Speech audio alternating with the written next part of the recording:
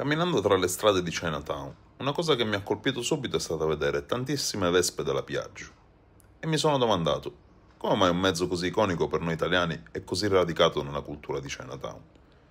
Ho scoperto che la Vespa è arrivata in Thailandia decenni anni fa, e da allora è diventata il mezzo perfetto per i commercianti. Resistente, affidabile e ideale per trasportare carichi tra le vie strette e trafficate di questo quartiere. Ma non è solo una questione di praticità. Qui la Vespa è un vero simbolo di tradizione. Molti la tramandano di generazione in generazione, trasformandola in un pezzo di storia che continua a vivere per le strade di Bangkok. E se sei un amante di queste due ruote, c'è un posto che devi assolutamente visitare, il Vintage Vespa Thai, un laboratorio incredibile dove restaurano queste bellezze riportandole al loro massimo splendore.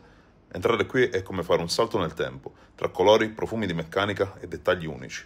Per me è stato uno spettacolo vedere tutto questo.